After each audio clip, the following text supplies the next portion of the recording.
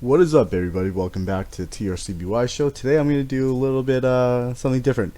So I'm just going to cover this COVID-19, how it has impacted my life, my family's lives, and what we have done to, I guess, keep ourselves safe and protected, and you know, adhering to the the social distancing type of deal. So we are some of the lucky fews, I suppose, that have the option of working remotely, and which is great. I do know that there are tons of families out there that are not able to work and they do not have the luxury or the capability of social um, distancing, in the sense where they can't work remote. We have wonderful people that are out there every day at our grocery stores or Quickie Mart or at Dunkin' Donuts or whatever it may be.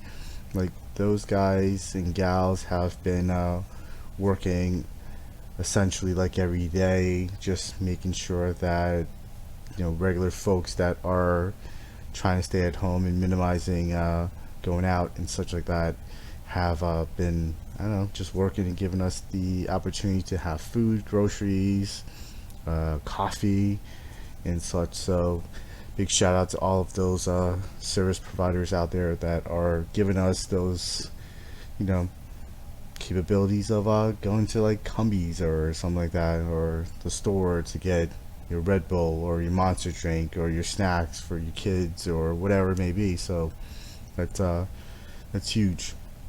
But so just more on my side as well too. So I work at a hospital out here in New England. It's one of the bigger hospitals here, and I think if you guys have seen some of my videos before, you know that I live in the state of Massachusetts. So we have some cases here, and it has been going up, and then it's kind of at the moment leveling out, but we don't know until we know, essentially, because before we had a kind of a even amount of new cases coming, and then all of a sudden we saw a jump over the weekend with the new count. So it's just very interesting how this virus works. As you guys know, it is like everywhere, as you could see from the map. It's redonk adieu, and there's just a boatload of cases that just keep on popping up. So I'm just gonna zoom in on the US for a little bit. And then I'm pretty sure everybody knows that New York City in particular has been hit the hardest, and it's all along this east coast that is getting like hit pretty bad, and you have some in Chicago around along the Great Lakes as well too. California did pretty good. Of course, you have the main cities here and there that are pretty dotted all over the place, but most of mid or western US is not as bad as the east coast, as you could see right here. So that's where we're at right now. So I'm fortunate enough not to be in New York, but at the same time I'm in Massachusetts area. But again, it's not too terrible. As you can see here, we have a few big dots here, but Suffolk County, it is 8,600, Middlesex 96, and Norfolk 4,000, and Worcester area is 3,300. So I think the main thing is, I like to feel that the social distancing thing is working, but it's such a challenging virus because you could be asymptomatic, meaning you don't have any fever, you're not coughing, you're not sneezing, you have no symptoms.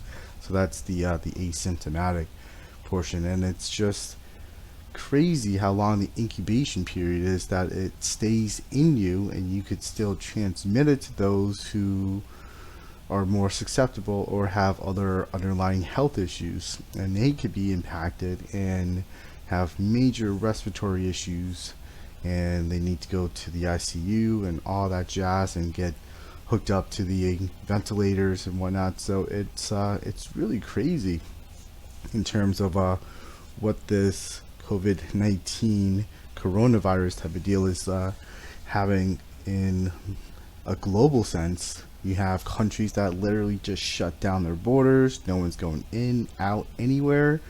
I guess it's if you look at the map on the lower right of it, and this is at the John Hopkins University of Medicine, where they're collectively getting as much data as they can, and it's kind of like a live update, or at the live is sort of in terms of numbers that you'll get, and it's just remarkable that there is an institution that's actually keeping count and tallying up all this information like this, and it's really cool. But in terms of, yeah, it's just ridiculous. So if you, let's just say you have, there's this, I guess, new testing that is eventually going to be coming out. It's the antibody. So if you have some type of natural immunity towards it, I'm not sure if that necessarily means that it's okay, because I'm thinking, again, I'm not a MD or a physician or a geneticist of any kind. I work at a facility, a hospital, but I'm not in the clinical side.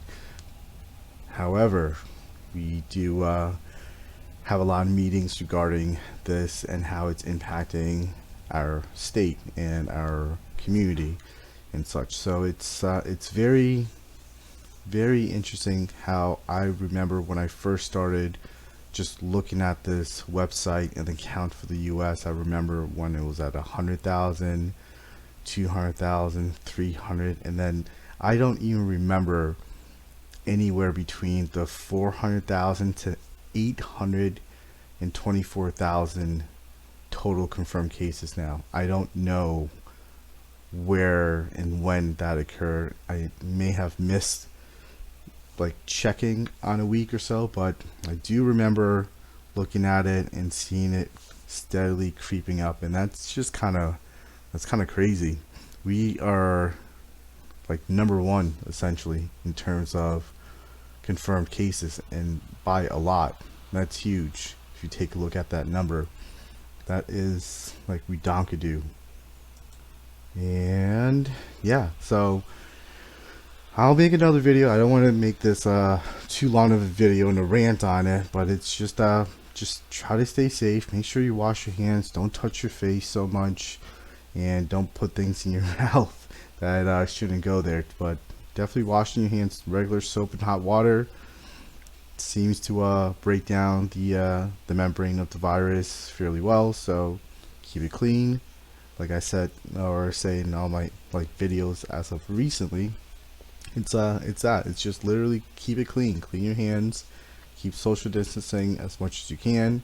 If you are coughing, sneezing, and not feeling well, try to not go out to the community and spread it. You may have allergies, or you may be a host. You could be one of those hosts that may have it and still feel fine, but either your kids, spouse, neighbors, or whomever may not. So just take that into consideration as well. It absolutely sucks for the people who need the income, who are not working because businesses close essentially to this, and it's just it's very challenging. I was just talking to a buddy of mine about it. Again, we're both fortunate enough to have work available to us during this crisis, but for the many of those people out there who are not as fortunate, it's tough, and I'm honestly not sure how much longer people could go out and either not have enough money to buy food, diapers, or whatever it is. And I don't know about you, but toilet paper seems to be the fastest thing that went off the shelves, and that's consistently empty for some reason. So I go to my local supermarket down the street, and TP is always gone. You may be lucky and you get those flush bowl wet wipes, but yeah, TP is like, see you later. We have tons of eggs here, and I do know that in inner city that seems to be one of the things that they run out of as well too. It's just basic stuff, eggs. And yeah, so anyways, I hope everybody stays safe, healthy, and keep it clean. And yeah, that's it. So peace.